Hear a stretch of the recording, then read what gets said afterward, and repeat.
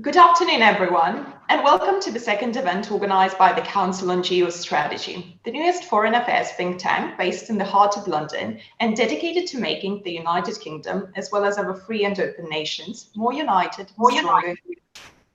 The Council on Geostrategy has just launched the first two policy papers from its very first policy paper series dedicated for developing a better understanding of discursive positioning strategies from other countries. The series are called Discursive Statecraft, Preparing for National Positioning Operations. If the United Kingdom, as a leading democracy, is to compete in an age of intensifying geopolitical competition, the country needs to better understand the political offensives of revisionist opponents. In previous periods of geopolitical struggle, Britain's sheer material power could compensate for strategic errors of judgment. Today, with less relative material power at its disposal than in the past, the UK has to be more aware of opponents' political operations if it is to protect its interests, particularly due to openness, lack of national cohesion, and unpreparedness. These political interventions, being designed to be at the foundation of the meaning that defines the UK's international role and position, are likely to proliferate in the years ahead. Until we know how other countries, not least Britain's most powerful rivals, may be attempting to frame the country as an international actor, it will be harder to develop an effective policy response. The Integrated Review, launched in March, named Russia as the most acute direct threat to the UK and China as a systemic competitor. Therefore, today, we will aim to explore the positioning strategies from these two countries. And I'm absolutely delighted to present our fantastic panel of experts in today's discussion. The first panelist is Russia expert Dr. Andrew Foxhole. Dr. Foxhole is a visiting fellow at Oxford Changing Character War Centre. His research focuses on defense, foreign policy, political and security trends in Russia and the former Soviet Union, and he has given briefings and evidence on these topics to a range of bodies, including the UK House of Commons, UK House of Lords, US Senate, and NATO. He has written for publications including the New York Times, the Wall Street Journal, and the Times, and is author of the book Ethnic Relations in Post-Soviet Russia, as well as numerous academic articles, book chapters, policy papers, and reports. I'm also very pleased to present our another great panelist, China expert Matthew Henderson. Mr. Henderson studied China at the universities of Cambridge, Beijing, and Oxford before serving as a diplomat with the UK Foreign and Commonwealth Office for nearly 30 years. Much of his time he focused on China and East Asia in close cooperation with Five Eyes and other aligned partners. Since leaving the FCO, he has worked for a security consultancy and a think tank, and as an independent consultant. His research mainly addresses East Asian relations and current challenges to the international order. And finally, we are joined by Edward Lucas, a non-resident senior fellow at the Centre for European Policy Analysis. Edward Lucas is a widely known and acknowledged writer and consultant specializing in European and transatlantic security. His wide expertise also includes energy, cybersecurity, espionage, information warfare, and Russian and security policy. Formerly a senior editor at The Economist, the world's foremost news weekly, he is now a senior fellow at the Centre for European Policy Analysis. In 2008, he wrote The New Cold War, an account of Vladimir Putin's Russia, followed in 2011 by Deception, an investigative account of East-West espionage. His latest print book is Cyberphobia. And before we start, just a couple of housekeeping rules. At this event, we will discuss the launch of our newest policy paper series focused on political positioning strategies. And my colleague James Rogers, who is a co-founder and director of research at the Council on Geostrategy, will provide a 3-minute overview about these policy papers and the aim of this series. Then our esteemed panelists will speak for about 30 to 35 minutes overall, and in the second half of an hour, we will move to Q&A session from the audience. Dr. Foxhole will start his presentation, and we will then move to the presentations from Mr. Henderson and Mr. Lucas. After that, we will start the Q&A session. Just please make sure to ask, when asking your question, to mention to whom you're addressing your question, and also please indicate your name and surname. So without any further delay, over to you, James. Thank you very much, Victoria, and good morning, good afternoon, everybody. So in many ways, the struggle over ideas and concepts, known as discourses, is at the apex of strategy. This is particularly the case today. As the integrated review and the integrated operating concept assert, we live in an age of systemic competition where political warfare is raging in many quarters of the world.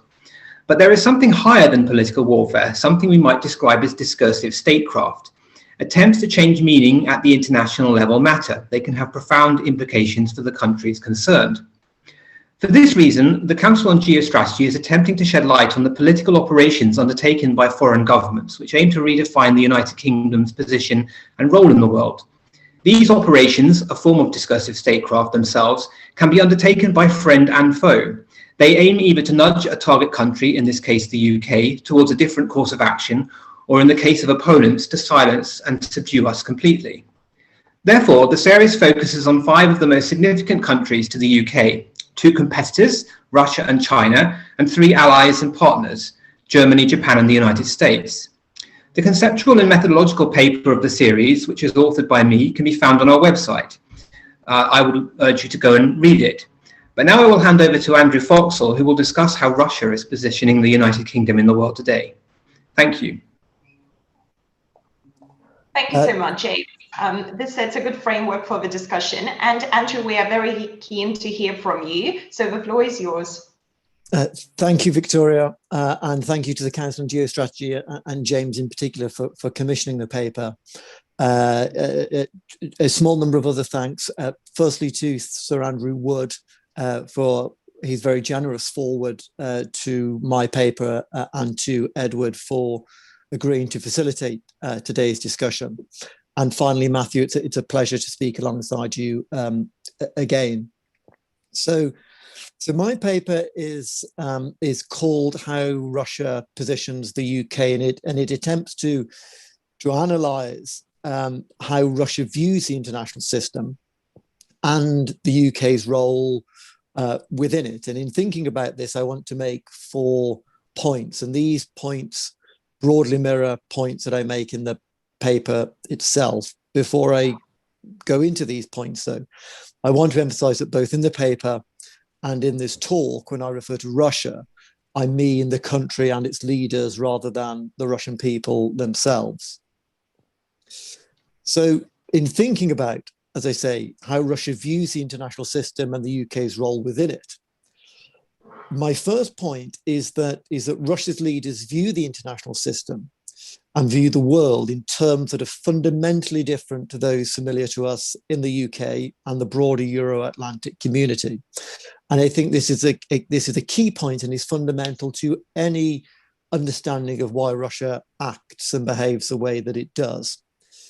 From the Kremlin's perspective, the post-Cold War international system is illegitimate and is unfair. Russia rejects this system, and this rejection is based in large part on a belief that the West, led primarily by the United States, denies Moscow its rightful place in world affairs. Russia's leaders, believe that their country is a great power, or put differently, one of the 2 or 3 most important players globally, alongside the US and possibly China. Russia's leaders have what's often described as a 19th century view of the world, in which great powers divide the world into spheres of influence, small countries lack independence and sovereignty, and everything is zero sum. And Russia understands that its great power status means that it's simply put exempt from the rules that ordinarily govern interstate behavior. And a result of this, a result of Russia's belief in its own great power status, is a tendency to see the world through the prism of great power relations and through the prism of great power rivalry. And this belief prompts Russia to undertake actions across all domains, usually short of conventional warfare, but also including conventional warfare at times, in an effort to undermine Western institutions in general and the US and its allies in particular. And this is my second point.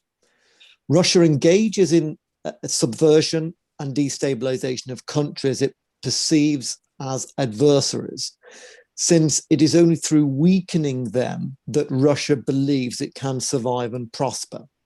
And for Russia, the countries of the Euro-Atlantic region are its adversaries by default. In the case of the UK, it is an adversary for the general reason I've just outlined, but also because of specific issues in the bilateral relationship, many of which will be familiar to people on the call today.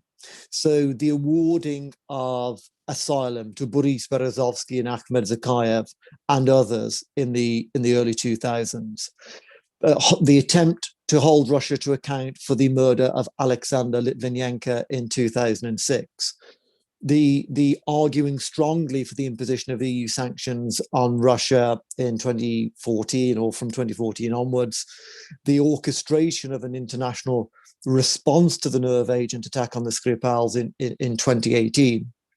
Seen from the Kremlin, these events are not unrelated, but instead can be combined into a single trajectory, which reveals that the UK is unendingly adversarial towards Russia. Of all of the issues, however, in the bilateral relationship, the most problematic from Russia's perspective is the UK's commitment to and leading role within the post-Cold War international system. And it is this fundamental divergence of views on the international system's nature which shapes how Russia's leaders seek to define the UK, seek to position the UK, and the UK's role within the international system itself. And this is my third point. So how do Russia's leaders seek to define the UK and its role within the international system?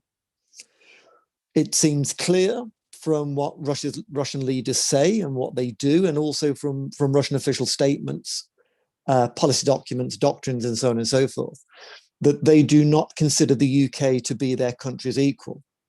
Russia, from the perspective of Moscow, is a great power, and the UK isn't.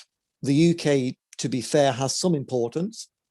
It has permanent membership of the UN Security Council. It possesses nuclear weapons. It is historically close to the United States. But seen from the Kremlin, the UK is in the second tier of the global system.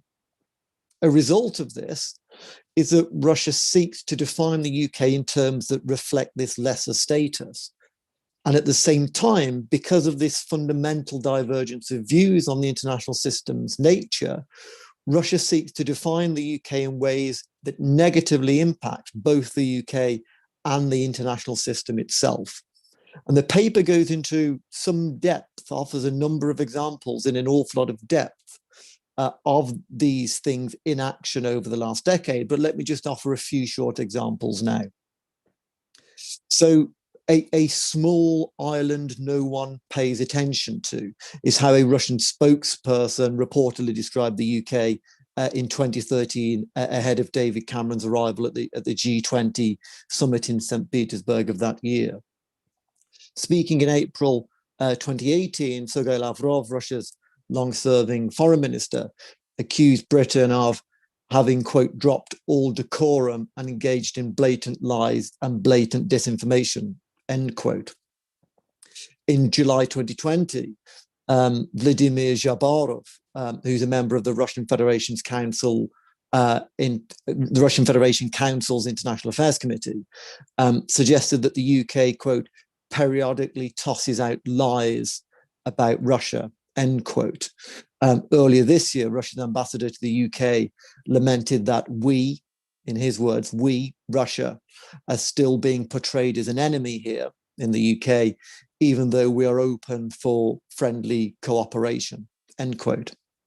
And through these and other statements, Russia's leaders have variously sought to define the UK as, for example, an irrelevance to Russia and the development of Russian foreign policy, as being to blame for negative developments in bilateral relations between the UK and Russia, as an untrustworthy international actor, as being guilty of double standards, as a marginal country which acts from a position of weakness, as inherently Russophobic, as socially degenerate and politically dysfunctional.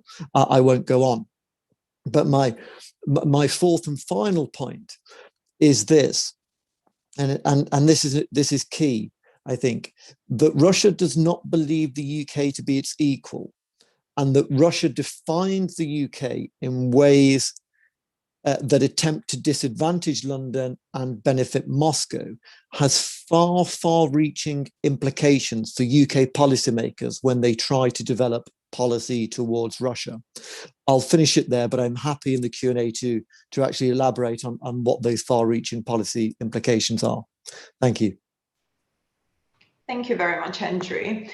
So Dr. Foxhole has just explained to us what discursive strategies Russia is using to undermine the UK on the global stage. And Matthew, we would love to hear from you what positioning operations China is using. So the floor is yours.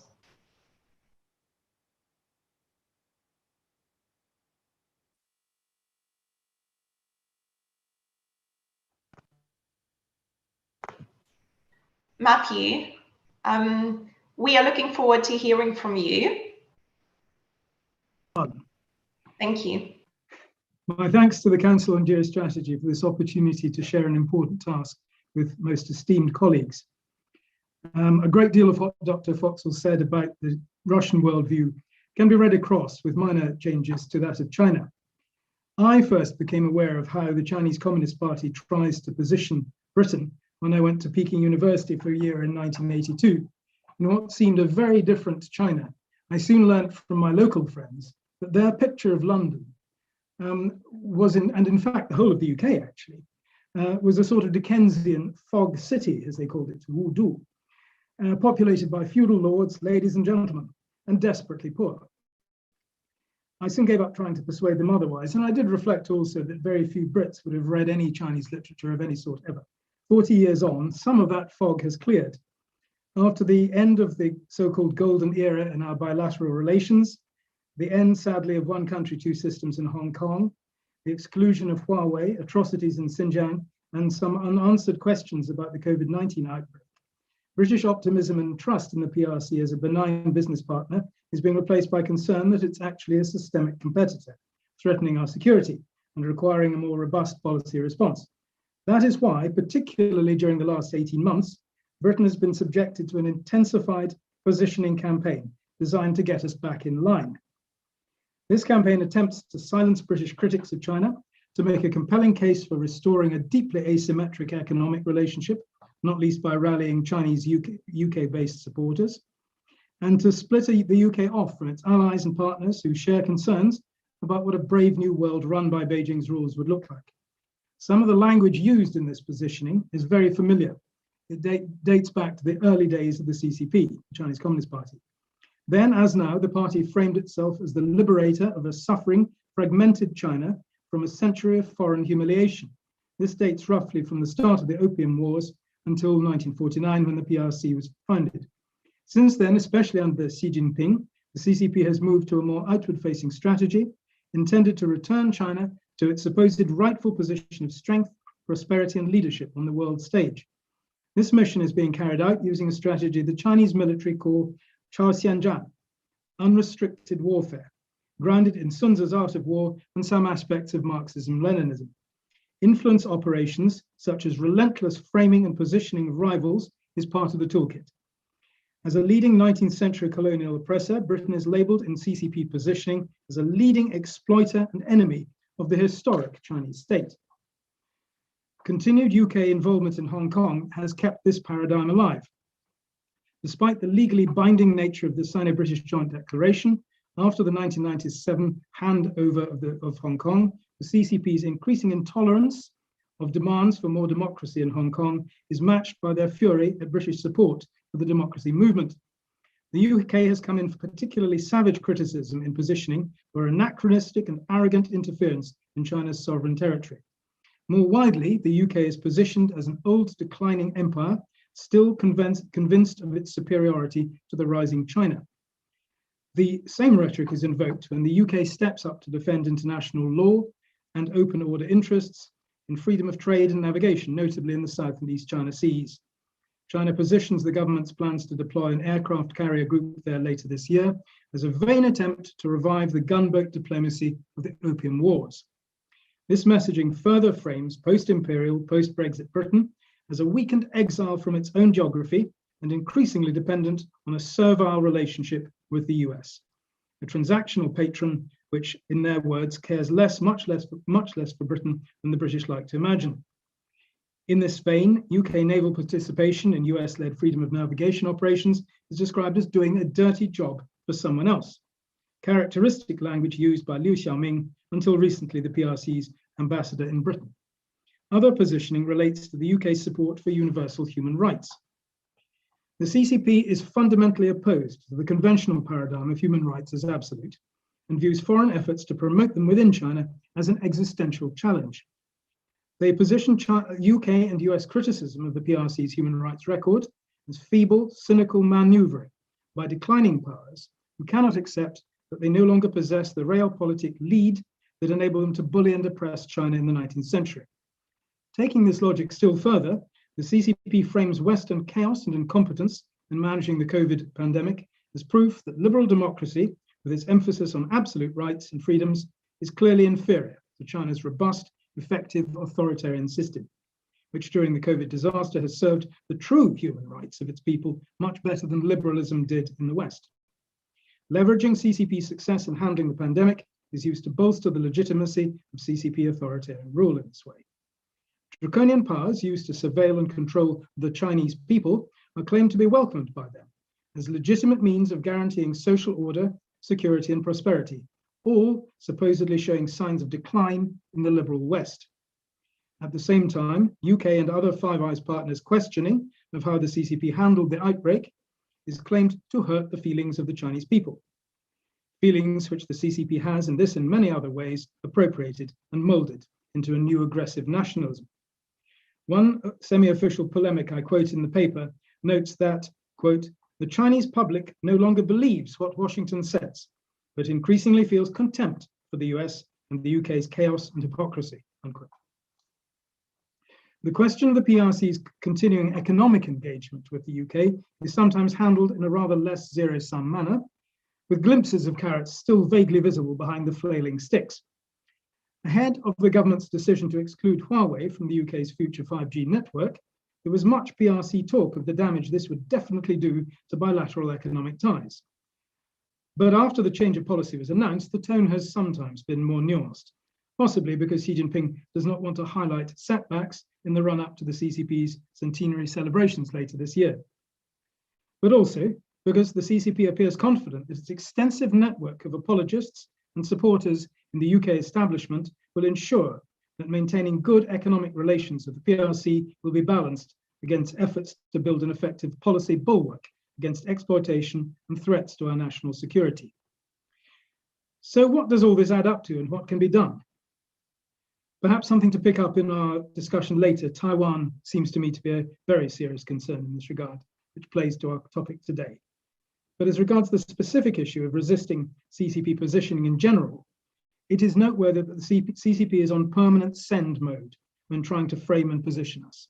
Massive resources are devoted to foreign propaganda operations, and there is little prospect of persuading them to think differently through rational persuasion. Instead, the members of the open international order should soberly assess their long-term shared interests and work together to defend them. We should discuss common objectives on constraining and resisting influence operations, including positioning framing in the media and elsewhere. But above all, we need resolute commitment to credible deterrence in lockstep with allies and partners, combined with resolve to maintain lawful and global free trade, including with China. Policy hedging and mixed messages will not do. Without a coordinated response by supporters of the open international order, we are otherwise likely to find ourselves positioned exactly as the CCP intends. Thank you. Thank you very much, Matthew, for your important insights. And Edward, we look forward to hearing from you about your views on the discursive statecraft challenges posed by China and Russia to the United Kingdom. So the floor is yours. Well, thanks very much indeed, Victoria, and congratulations to you and all the colleagues at the Geostrategy Council for your successful launch, and you're filling a much needed gap in the London landscape. I thought a great many of the points I want to make have been made by James and Matthew already. So I thought what I would do is look a little bit on the compare and contrast between Russia and China. I've spent most of my life as a Russia expert, dealing with the Kremlin, both in the Soviet era and the post-Soviet era, in the region we used to call Eastern Europe. But lately I've become very aware of the Chinese footprint there, and also the Chinese footprint further west. And many of the worries we have about Russian influence operations outside Russia are true in spades when it comes to China. And so that's the perspective I'm coming from. I think one fundamental point is that China is a much more serious country than Russia. Russia is a regional nuisance. It's a problem if you are worried about the defense of the Baltic states, which I am, and there's a serious military question over NATO's credibility in northeastern Europe, which we're moving to solve. But fundamentally, Russia's got an economy the size of Italy's, and it doesn't have the economic or diplomatic weight really to make a difference. And it also doesn't have the same sort of civilizational self-confidence that the Chinese Communist Party has. I'm from the generation who studied the Soviet Union and studied Marxism-Leninism, and the fundamentals of the Soviet approach lay in had a philosophical basis, which, although wrong, was substantial. You could fill libraries with books that were written about the ideas on which the Soviet Union was based. And you couldn't do that with Putinism. You wouldn't even have a shelf full of books explaining the ideology behind Putinism. It's just a complete mixture of Russian nationalism, Soviet nostalgia, rank self-interest, other Russian chauvinism, ethnic, the sort of Ruski Mir idea, but it's a complete hodgepodge. It doesn't really make sense. And one notices that when you read Russian propaganda directed to the outside world, it's not really directed at saying, we've got the answer, this is great, we're shaping the future of the planet. It's more, as James said, this is all very unfair, Russia's a great power, our interests need to be taken into account, and that the West is hypocritical, decadent, failing, and so on. It's very different when you start looking at the way that the Chinese discourse happens, because there is this idea of the shared future, vision for the future of mankind, which actually means a vision on Chinese terms. But it's a much more confident and much more developed idea, and it really repays study. And I'm very impressed by the way in which the ideas of Leninist political warfare and political organization are still alive and well inside the Chinese Communist Party in a way in which they're just not inside Putin's Russia. I don't get the impression when I talk to Russian officials in their 20s and 30s that they've ever opened a book by Vladimir Lenin. Sometimes I make fun of them by quoting from Left-Wing Communism and Infantile Disorder or other great Leninist texts, because I've read them and they haven't. But that's not the case with the Chinese Communist Party. The Chinese Communist Party still studies this stuff. They believe it. They think it works. They think it works at home and think it works abroad. And so it's a much more, the shape of the threat is different from that point of view. I've been looking quite a lot at Chinese-Russian overlap, both in terms of whether there's friction and cooperation, because if you're approaching this from the outside, you might think that these two countries, although one much bigger than the other, might tread on each other's toes when it comes to Central Asia, possibly even Eastern Europe, where China is the new kid on the block. There might also be some cooperation. And this, I've researched this with Bobo Lowe in a very long piece, which will be published by SIPA later in the year.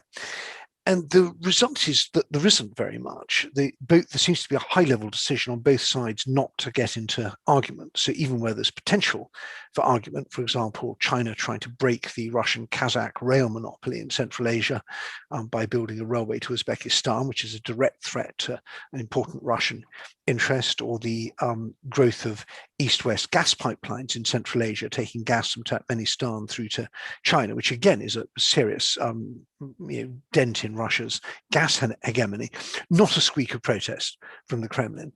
When we see a degree of competition in southeastern Europe, for example, in Serbia, where the Serbian authorities are moving rather away from their traditional pro-Moscow orientation towards being very friendly with China. Again, it doesn't seem to move the needle in Russia. So it's a clear decision not to have rows. But there also doesn't seem to be much in the way of cooperation. At a symbolic level, we see this. So we have summits and talks of having getting around US sanctions, trying to dent the dollar's hegemony in international financial arrangements. We see a little bit of cooperation when it comes to intelligence, as far as we can tell, though that's obviously if one really knew about that, it would be classified and we wouldn't come out in public. But there's not any sign of really systematic cooperation in most respects. And finally, I think where there is the real overlap is not with regard to what Russia and China are thinking and doing, it's with regard to us, because if you have a hole in your roof, it doesn't matter whether the wind is from the east or from the west, or whether it's rain or snow, it's still a hole in your roof and stuff gets through it. And I think that's the really fundamental point here, that the attacks on us, the influence operations and other things, whether they're from Russia or from China, fundamentally work because of vulnerabilities in our society. They work bluntly because we let them work. Nobody forced us to open our financial system to Russian dirty money. There were no tanks crunching down the streets of Frankfurt and London, other financial capitals, saying open your system to this. No, we did it to ourselves because we were greedy. Nobody forced us to make our supply chains dependent on China. Again, we did this because we were greedy and complacent.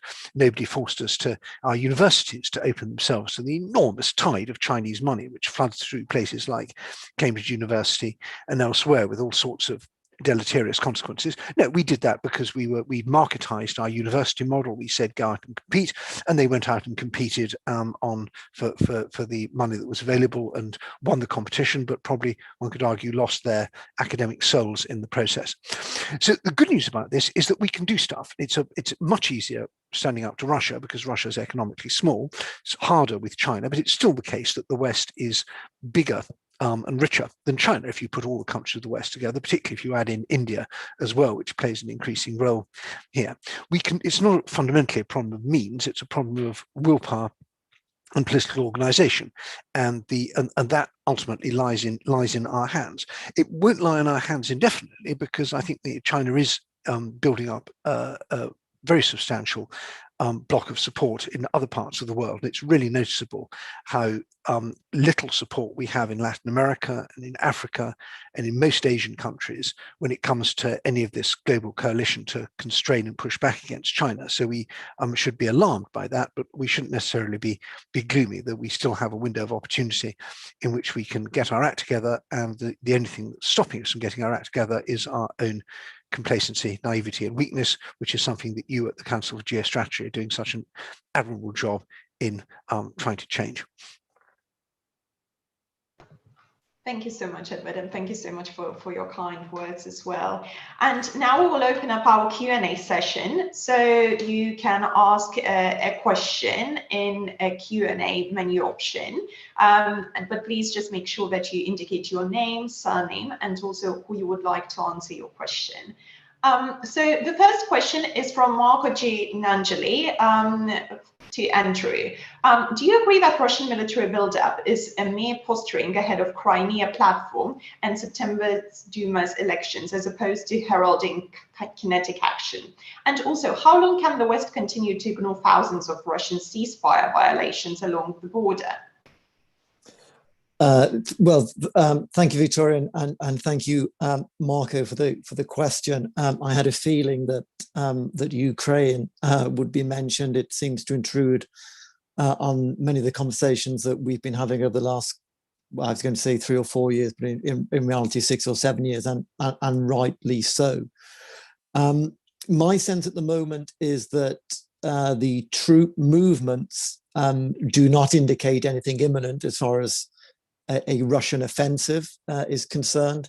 There's been a tendency, I think, to refer to a possible Russian invasion over the last few weeks, but of course Russia has already invaded Ukraine. So the use of the word invasion, I think, would be wrong. It would instead be an offensive. I mean, some of the troop movements into Crimea were telegraphed.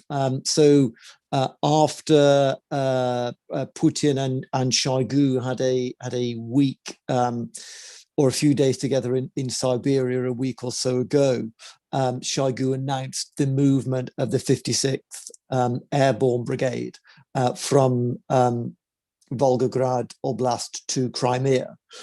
So that helps explain why some troops are moving towards Crimea, and that explains some of the activity around Crimea. But of course, what it doesn't explain is the extent of the movement of the troop movements around eastern Ukraine, or I suppose more accurately in what Russia calls its southern military district. Russia did announce military exercises that were anti-drone exercises, but the numbers of troops involved are far smaller than the number of troops that have been observed around eastern Ukraine.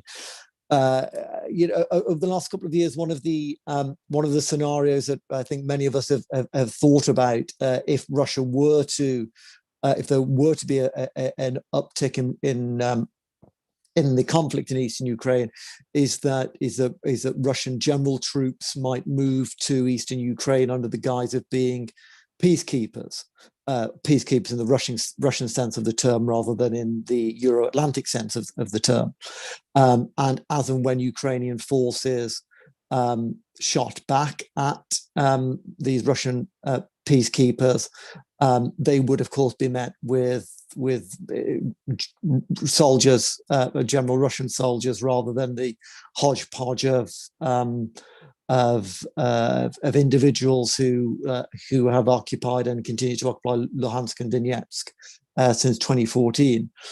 So that's a possibility, but I don't at the moment see that this is a prelude to a conventional offensive, although that may change. Russia is an expert in showing us its strength and demonstrating its strength, but as Edward suggested himself earlier, we tend not actually to focus on its weaknesses, and we certainly tend not to focus actually on our own strengths rather than its. So that's Marco, thank you for the question, but that's all I have to say. Thank you very much, Andrew. Another question is for all panelists from Ian Grant. If we need a whole of government approach, where are the strong points in addressing Russian and Chinese challenges? Where are the weak ones? And where are the weak links in our society? Business, financials, academia, media. Edward, would you like to start?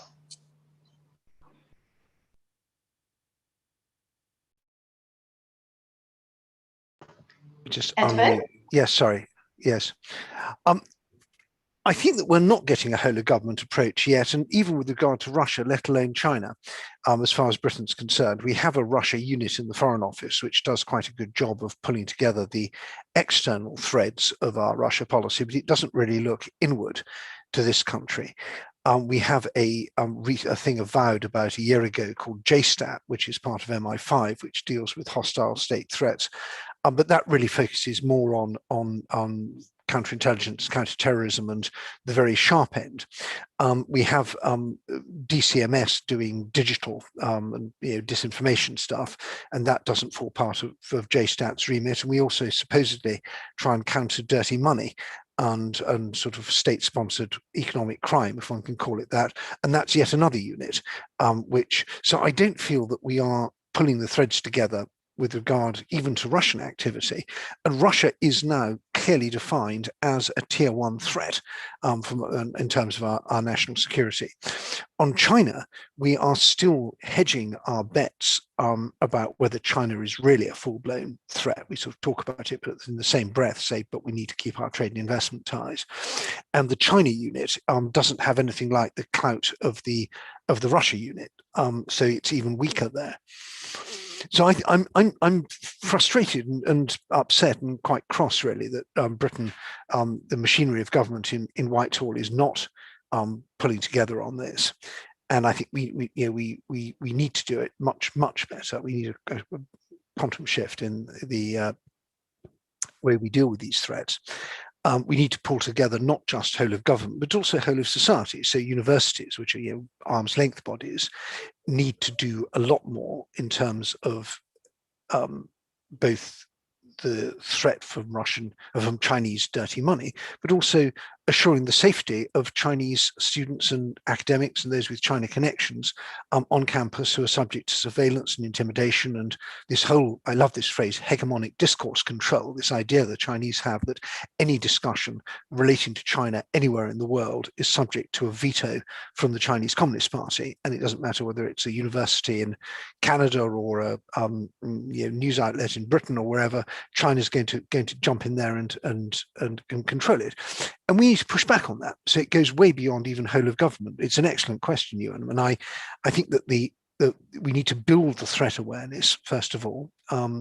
We have got to encourage networks of trust and cooperation, both within government and from government out into society. And we've kind of know how to do this because we did it a bit with terrorism and we've done it with cyber.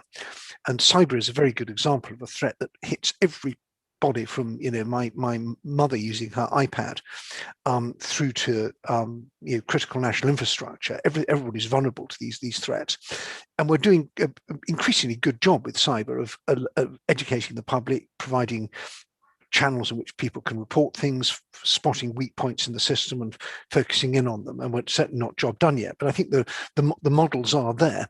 But we need political will. And that's where it starts. And I don't think we have political will to confront China. And if we have political will to deal with Russia, it's not being exercised effectively. Thank you very much, Edward. Matthew, the floor is yours. Thank you. I'd like to pick up Edward's point about universities. We have an enormous problem. Our integrated review makes much of the merits of monetizing more effectively the incredible wealth and value of Britain's innovative capacity. But as the Civitas report issued in January shows, there is practically no aspect of STEM research of any sort that has real value, whether commercially or militarily or both, which is all not already largely captured by Chinese access to that very work and Chinese involvement in it. So from that point of view, we have an enormously difficult task, insulating our unique selling point of this sort from a problem that is already endemic and exists throughout it. The second point I think I'd like to make is that we have a weakness in terms of China expertise. This is reflected in what Edward just said. And it's a point that Charles Parton regularly makes as well. We do not appear to have a group of individuals capable of contributing or allowed to contribute to governmental understanding, which do not find themselves swamped by interests already established with a connection to China. And this is particularly clear in senior think tanks, where little by little one hears what appears to be a Chinese voice articulated by extremely well respected and very able commentators from the British side. So we have an issue around, frankly, what I would call elite capture that will require very, very serious addressing. And without that, we will continue simply to articulate Chinese messages as if they were things that really were our own thoughts and to our own advantage. Thank you very much, Matthew. Andrew, would you have something to add? I would just very briefly, it seems to me, so picking up on points that both Edward and Matthew have made, that in thinking about the threats that Russia and China pose to the UK, our point of departure should actually be the UK rather than Beijing or Peking or Moscow, because so much of what we need to do is actually about increasing transparency within our own systems and improving our own defenses rather than responding to, although that's necessarily part of the discussion, what China and Russia are doing. It's long been the case that, for example, UK lobby laws are simply just not fit for purpose. The government has committed to adopting FARA-esque legislation and hasn't done that yet.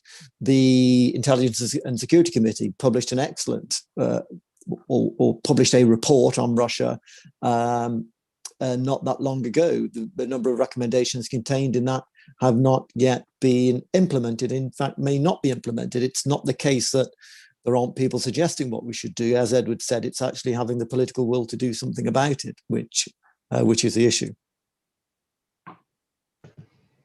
Thank you very much, Andrew. Another question is from Mitch Mitchell. There is much discussion, indeed criticism, of UK's lack of strategy with China. What would the building blocks of such strategy look like? So no hedging, as Matthew put it, noting we must still engage with China, cooperate indeed on the likes of tackling climate change and even UN peacekeeping, for example. One view, apologies, technical issues. Right, okay. One view might be that we are slowly falling into a more agile and opportunistic strategy with China, but with a clearer view of our underlying interests. Should our own statecraft be more clear-eyed on the strengths and weaknesses of the Russia-China strategic relationship, ensuring we do not inadvertently push them closer together, but actually actively highlight the differences, like the Arctic interests? Edward, would you like to start? Thank you. Gosh, sorry, I'm not really an expert on the Arctic. I think I've talked an awful lot already. Actually, I think it's someone else should do that. Of course, Matthew, would you like to answer the question? Thank you. It's a very big question, beautifully articulated, and I'd like to, as it were, link the Arctic almost to the Indo-Pacific, because ultimately the seas unite us all. What I see going on in the Northern Sea is what we see in the Southern Ocean. It's what we also see in the nearer maritime space that we are all concerned about and refer to as the Indo-Pacific. So I think the answer to the evolution of a strategy is to work out that we do believe, as I said in my earlier disquisition, in the notion of free trade and freedom of navigation. And that is something that is challenged, and that is international law that is challenged. So from the first beginning of one's answer, there has to be a sense in which we continue to police and protect that freedom. And this can be done if we are prepared to connect in a very Forsterian way areas and countries and regimes which haven't previously been seen in quite the terms that we used to speak of as the West. We need a strategy that can see that even quite flawed democracies, or areas where democracy may be flickering and struggling rather against an eastern or a northern wind, must become our partners, and that we must be seen to engage with them and to discuss with them their interests and their concerns. I think Vietnam is an obvious case in point, but there are many others. India, perhaps the most important of all. And so it is concepts like the Quad and the extension of the Quad into security space that, to my mind, hold, well, there could be the seed corn of an international strategy, and it must be an international strategy. Britain should not be seen as a solitary maverick playing around with a big boat in somebody else's waters. This has got to be part of not, I think, a policy of containment, but a policy of preservation and protection of an order which we should not paint as embattled and defenseless, but rather something that is a given. If we can do that, then we're halfway to victory. Thank you very much, Matthew. Another question is from Daniel. Due to the internet firewall and suppression of the press, the UK is at a disadvantage to counteract the CCP's positioning of the UK within China. How can we get past this and position the UK in an attractive manner to Chinese citizens? Edward, maybe you would like to answer this one? Well, Again, as the non-Chinese speaker on this panel, and having never visited China, I'm very hesitant to get in on that. I'd like to answer a completely different question, if you don't mind, which is about Taiwan, and I think that this is a tremendously important issue right now. That and it touches on what Matthew just mentioned, that the Indians are now saying they can play a Taiwan card, and thinking of beefing up their relations with Taiwan. We see Lithuania opening an office there. The Swedish opposition says they want to increase Swedish ties. The Belgian Senate are trying to do want to do more. And I think that this reflects a very important point about the weakness of China's maximalist approach. That when China says this is the rule and everybody has to obey it, well, if everybody does obey it, in terms of, Taiwan is a rebel province, can only be referred to as Chinese Taipei, you can't do any no political contacts and so on. Well, then it does look very daunting. And for years, China's succeeded in keeping a sort of a strong but softly enforced rule on Taiwan, accepted by the rest of the world. But because they've overdone it and gone out this kind of sort of mad, neurotic, vindictive approach to try and just wipe Taiwan off the map, it actually creates a weakness, because if you defy this, then suddenly the rule doesn't look so impressive anymore. And if it's like, if a bit like I go to a bar and say no one here is to wear a blue tie, and if all the men take off their blue ties, well, then I look pretty strong. But if people just say, sorry, I'm keeping my blue tie on, thanks very much, then suddenly I look like an idiot. And it's a bit like that with Taiwan, that the demand has been made so maximalist that one can actually turn the tables on China. And I would love to see Britain doing a bit more on this.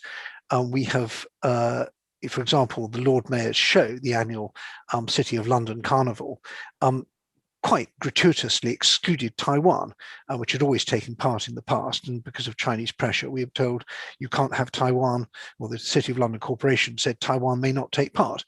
And I kicked up a fuss about this and got kind of useless response from the organizers saying it's a family event and non-political. But actually, the fact they've excluded Taiwan makes it, shows it is political. But we can undo that. We can decide that Taiwan can take part in this. We can do all sorts of things. We have MPs and peers and people can go and visit. We can push for Taiwan to be included in the World Health Assembly. And by doing that, we do several things. One, we puncture this kind of hegemonic discourse control from Beijing. We also help the United States, which at the moment is carrying most of the water when it comes to the defense of Taiwan. And we show the authorities in Beijing it's not just the United States that defends Taiwan. The rest of the world regards this island democracy as worth defending as well. So I apologize for not answering your question, but I thought that was an important point, and I abuse my privilege and make it. Thank you very much, Edward. Matthew, would you have anything to add? Yes, I do. Thank you. On the question of how we can maintain and expand appreciation of Britain, it is reassuring to be aware that many Chinese people, when they're not swayed by gusts of nationalist fervor from above, are very fond of Britain. What I said about Dickens reflects the fact that people have read a great deal about Britain and continue to visit regularly. Chinese tourists are a very important part of the British economy now, possibly too important. And of course, they are also a very important part of our university system's resources. From that point of view, one looks at blogs written by young Chinese people to each other about the problems and the pleasures they have living in Britain, and the pleasures greatly outweigh the problems. They hate potatoes. That's the most vigorous thing that's expressed. Much else is subject to praise. Those people will go back, and new generations, God willing, will return. And they will continue to spread that idea that Britain is not this awful American puppet, this rabid, anachronistic throwback to 19th century beastliness. That is absolute rot. And a lot of Chinese people know that. And that is one of the reasons, I think, that the CCP is so keen to continue pouring opprobrium on us. Secondly, on the question of Taiwan. Taiwan is, of course, one of the real island chains, if you like, the islands of democracy. And I would take that chain to include Mongolia, South Korea, Japan, and on down, as I was saying, into nascent democracies elsewhere. But we've got therefore a real commitment. We must realize that Japan is just as vulnerable to a blockade as Taiwan, and I mean very vulnerable indeed. So what we've got to do is to have the teeth there, sufficiently covered, sufficiently apparently distant, but continually visible when we need them to be, to ensure that that space doesn't fall by default into some kind of Chinese oikonomy in peacetime and Chinese influence zone threatened by missiles in times of greater tension. Taiwan, as Edward has said, is the hotspot. It is extraordinarily dangerous, and we will have a big boat potentially in that zone later this year. We need to work out how that fits with our so-called policy of expanding our economic relationship with Beijing. We haven't worked it out yet. Thank you. Thank you very much, Matthew. And the final question today is for all the panelists. From Konstantinos Adriauskas. Is there any constructive and effective way for UK to use its role in the global south through the Commonwealth framework, for instance, to affect those countries' perceptions of or even policies towards Russia and China? Andrew, maybe you would like to start. I would, and forgive me because I want to quickly follow in Edward's footsteps, but not by answering that question, but actually by coming back to an earlier question, which was Mitch's question about the Arctic. And Mitch asked, in some senses, whether or not we should do more to highlight differences between Russia and China in the Arctic. To my mind, what we don't need to highlight or amplify differences. Instead, what we need to do is actually pay attention to them. There seems to have been a prevailing belief that's developed over recent years that there is a quote unquote strategic partnership in the Arctic between Russia and China, in part because that's how Moscow and Beijing/Peking have referred to it, but also because it seems to have reflected broader changes in the international system, and thus increasing cooperation over energy, increasing cooperation over the Northern Sea route has led to a conclusion that therefore Russia and China are working together. But actually, I think when you look at it, there are historical tensions, there are geopolitical rivalries, and there are competing interests in the Arctic that actually preclude any meaningful cooperation between Russia and China. And indeed, as a Russian analyst summed it up recently, the maxim seems to be for Russia and China not always with each other, but not against each other. That seems to be the driving force in what's happening in the Arctic. But I'll allow Matthew and Edward to tackle the more substantive question. Thank you. Thank you very much, Andrew. Matthew, would you like to answer the question about the Global South? Thank you. Yes, I will attempt to do so. The issue initially is of access. The Chinese will not have, I believe, quite the same sums of money available for naval and maritime adventurism in the future, and they were therefore more likely to focus on paths of less resistance. Their reliance on Australian launching points will presumably cease to be available. They will, however, be able to make increasing use of fragmented and divided South American points of contact to enable their restocking and deepening of their control of their presence there. But ultimately, they have that aim, and their view is much better understandable if you turn the world upside down and work out how certain types of aggressive and defensive strategic footprints done there render the oceans that we regard as our more near seas extremely vulnerable to an attack, a series of attacks launched from below, as it were, one of the best forms of attack that there is. So that is the sort of thing we need to look at very, very closely indeed, and endeavor, as it was suggested we ought to by Edward earlier, to rebuild and encourage our American friends to rebuild instrumental relationships in parts of the world which have frankly been traumatized by their dealings with China. What on earth are we thinking of letting China continue to romp around in Brazil when the consequences of the epidemic in Brazil and the mismanagement of that epidemic by a frankly irresponsible president are going on, partly propped up by Chinese economic involvement. This situation is literally endangering the world all over again. The new center of the pandemic now is in Brazil, where new variants are breeding day by day. This is an example of a massive failure of our American friends to manage their own patch, but it is now a challenge for us all to deal with that effectively. Thank you. Thank you very much, Andy. Edward, would you like?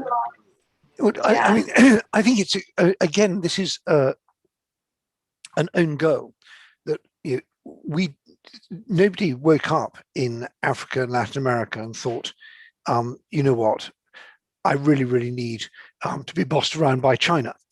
This is the result of decades of failure in the way we run the world economic system that made them feel that they couldn't export to rich countries, that we were dumping products there that destroyed their industries, and that the world economic system was not giving them a fair crack of the whip. And this gave the Chinese an open door to say, we also don't like this, so why don't you listen to us?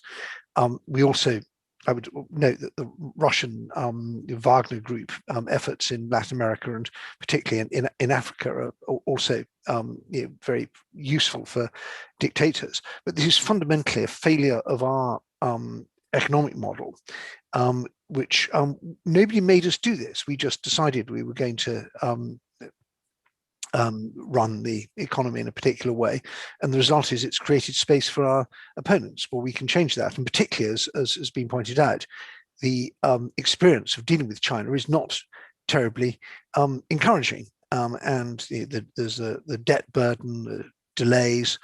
Certainly in the region we used to call Eastern Europe, the story of Chinese infrastructure project is really pretty disappointing. So we can get our act together. We can do this, and I think the idea of using the Commonwealth is a great idea. But it requires a level of political coordination, which I am not sure is immediately visible at the moment. So I'm not optimistic in the short term about this. Thank you very much, Edward, for answering the question. It's almost 2 p.m. and unfortunately our event has come to an end. So I would like to thank our wonderful panel for taking part in this discussion today, and also our audience.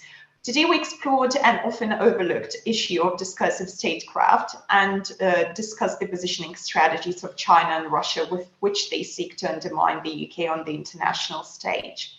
The recently published policy paper series and 2 first publications, in particular, Discursive Statecraft, Preparing for National Positioning Strategies by James Rogers, and also How Russia Positions the United Kingdom, written by Dr. Foxhole, can be found on our website. So please do make sure to visit it to get your copy. The paper by Matthew Henderson on how China positions the United Kingdom will be available in mid-April, followed by a couple of other papers from these series. I would like to sincerely thank everyone once again, and I do hope that you enjoyed the event.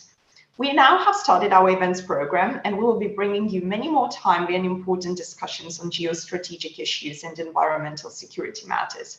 You can check the upcoming events on our website, and you can also subscribe to our events on www.geostrategy.org.uk/subscribe.